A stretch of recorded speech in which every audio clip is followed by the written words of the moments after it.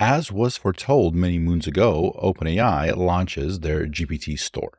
Or more specifically, they're launching it next week, giving you and I some time to prepare. They also give us a few rules to follow when launching GPTs to the public. Some obvious, some not so much. Let's take a look at what that is, why the GPT store is such a potentially big opportunity, and I'll show you what you need to do this week to hit the ground running with the force of 1,000 suns, or something like that. Let's get started. So if you're not aware, OpenAI in November announced something called custom GPTs. It gives anyone, regardless of their tech background or their tech ability, allows them to build custom GPTs. Basically, little apps that utilize the power of GPT-4 for your own custom need. So for example, here are a few that are made by ChatGPT, by OpenAI. One will help you negotiate, one will explain board games and the like, creative writing coach, laundry buddy. Here are a few that I've created, and some of them are very, very useful. I find myself coming back and using them over and over again. So for example, this one I've created, you give it the transcript of your YouTube video with timestamps, and it goes through, creates a description for it, and also writes out the YouTube chapter, the video chapter timestamps. We'll say at 2 minutes and 5 seconds, you're talking about this. At 5 minutes, you're talking about this. And it automatically formats it for YouTube. This used to take a lot of time. Now it takes seconds. Here's, for example, Rowan Chang. He created X Optimizer GPT, which fine-tunes his Twitter/X posts and also pinpoints peak posting times for max engagement. So for example, he gives it this post that he's trying to make.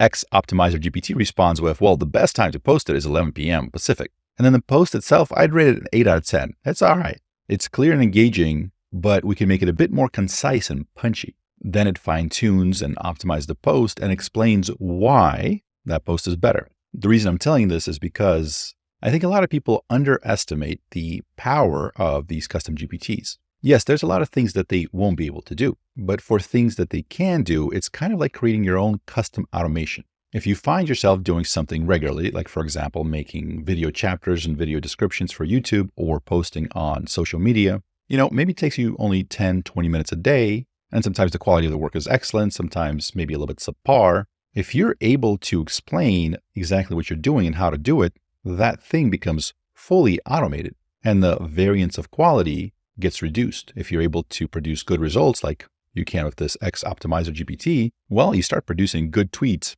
every single time. This is new. Most people haven't fully grokked this yet. Most people haven't fully appreciated the power of this. And now as tens of thousands of people start building something like this and sharing it with the world, I think more and more people will find use cases for their life that they're going to look at and go, oh, wow, I get it. With that said, let's take a look at the rules that you have to follow to be on the store. In one of my next videos, I'll do an updated how-to guide on how to create GPTs. So stay tuned for that. Make sure you're subscribed. But before you start building, here's how you should think about what to build. So first of all, there's some basic usage policies. We're not going to go through each one in detail because a lot of them are pretty obvious. Nothing illegal, nothing abusive, nothing hateful, no malware, no weapons, no scams, no gambling, no fraud, no adult stuff, no various political manipulation, right? Don't violate people's privacy, etc. Most of it is pretty standard, pretty basic. A couple other things that are important to note that maybe are not as obvious. They specifically call out being careful with legal advice, with financial advice, with various health advice, medical advice, right? OpenAI's models are not fine-tuned to provide medical information. And then various other high-risk government decision-making, which is basically legal advice. So if you're thinking about building something with legal or financial or medical, again, we have to see how they approach it. Is it completely off the table? Or is it that they're just putting it out there, but they're not going to enforce it too much? Is it somewhere in the middle? Well, we're going to have to see, but you have to be careful, not just from a sense of what OpenAI's rules are, but just from a basic legal standpoint and also from a basic ethical standpoint, you have to be careful because you will not be able to see what the custom GPT is outputting, what it's saying to the final user. So you do have to be careful. They also give you some guidelines for how to present the brand of your GPT. For example, they're saying having the GPT's name end with GPT is discouraged, but it's not prohibited. They're also saying if you have an existing service and this provides a part of that service or the whole service in its entirety, just call it the same thing as a service. If you have a service called Meowlytics, then the GPT should be also called Meowalytics. But if the GPT is providing support for the service, then consider appending to the name, for example, Meowalytics API Helper.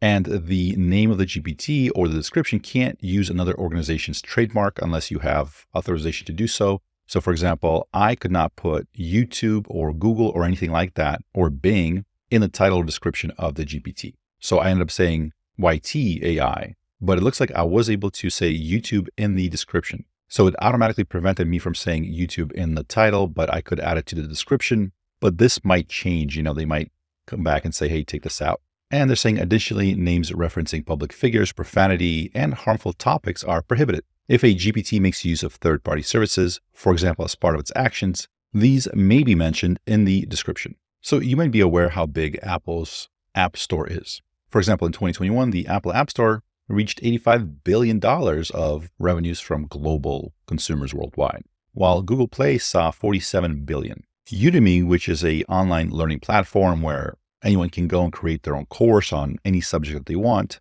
So it's kind of like an app store for courses.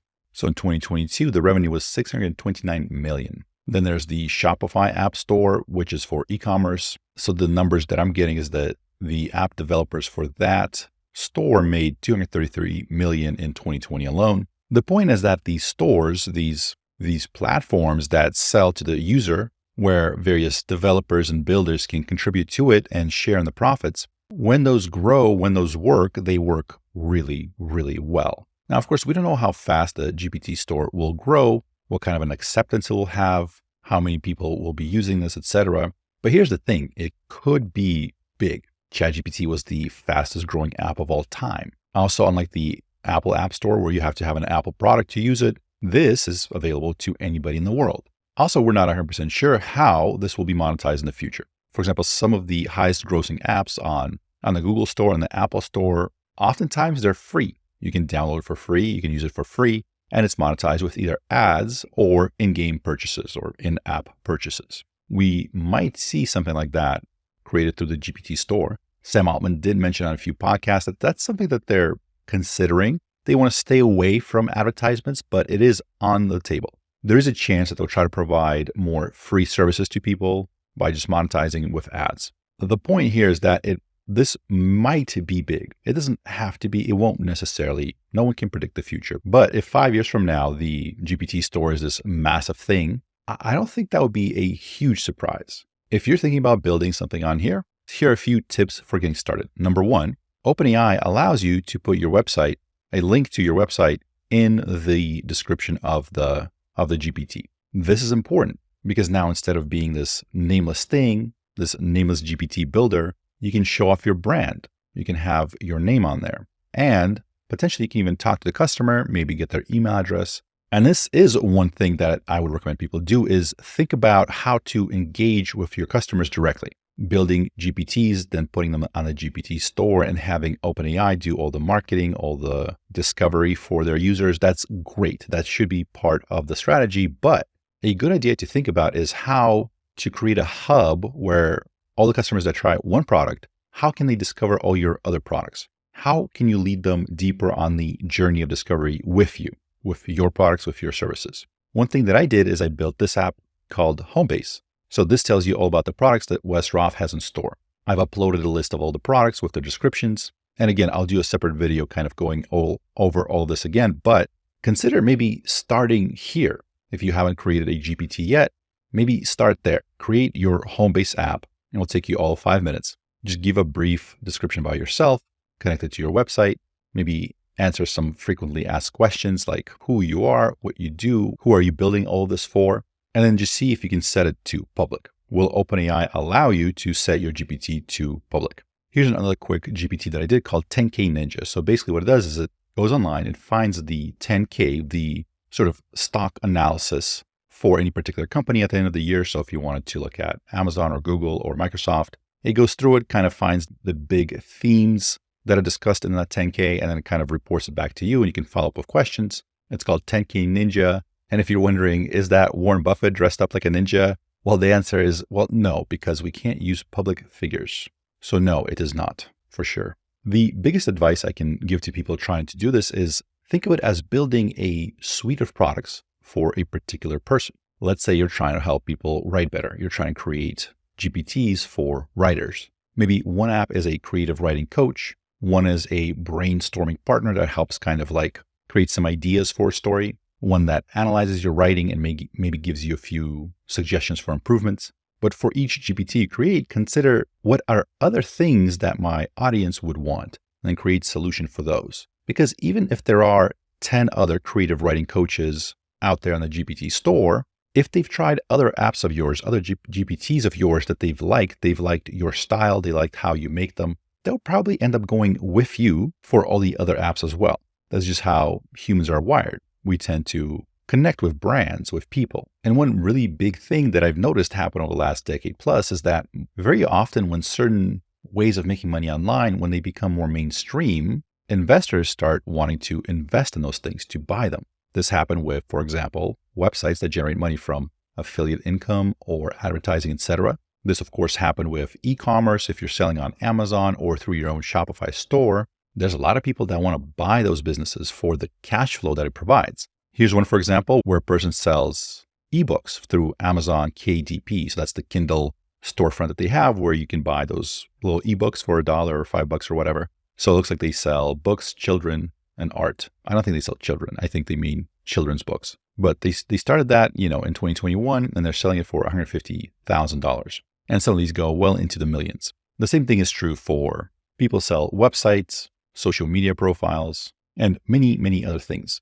Now, again, we don't know if the GPT store will get to that level. We don't know if we're going to be able to create these viral GPTs and then sell them. But I've seen the same thing happen over and over and over again over the last 10 plus years to know how these things tend to happen. In the beginning, when something like this launches, people don't really pay attention. They're like, it's a fad, or they just haven't heard about it. They didn't see it. Over time, as it grows and expands, more and more people get interested. Money flows in there. And eventually, everyone is in on it and talking about it.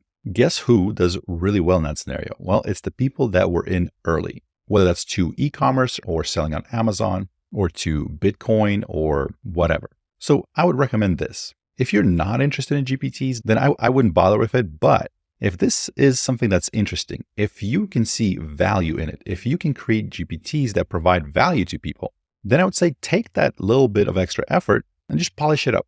Maybe promote it out there. Maybe see if some of your users are willing to give you an email so you can talk to them about how to make the product better. If you can create one popular GPT, maybe see what other GPTs you can add as a suite of products for that particular user base. Maybe nothing will come of it. Or maybe you're getting to that big wave that's coming before anybody else is. There's certain people and companies that are hard to bet against. I really think that OpenAI and Sam Altman, they're in that category. They tend to see things before the rest of the people. They start moving in that direction. And then years later, people realize, they were right all along. And if you know Sam Altman's history, he tends to call these big shots and he tends to be right. He tends to win. Maybe that's not going to be the case here. Maybe this one will be a major flop and nothing will come out of it like some people suggest. Who knows? I have no idea. But I think it would behoove you to maybe take an hour or two, whenever you have time, build a few of these things. They don't take a lot of time. They don't take a lot of tech knowledge. A lot of it is just writing in the English language. And stay plugged in to see how this goes. If it starts growing rapidly, then invest more time in it. We'll be covering a lot of this in more detail coming up. So stay tuned. Make sure you're subscribed. 2023 was a year of research and exploration and AI showcasing what it can do. It was kind of like, here's a cool thing that it might do. People were developing stuff and prototypes and demos. 2024 will be the year of deployment. This is where everybody kind of got all their stuff together and they're going to be pushing out their final products that have actual impact. So I'm betting on the fact that GPTs or assistants, the API side of GPTs, the OpenAI assistants, one or both of those will be huge. We're going to see that growth in 2024. Let me know what you think. Is that crazy? Are these things just useless toys and will never get any real traction? Let me know in the comments. My name is Wes Roth, and thank you for watching.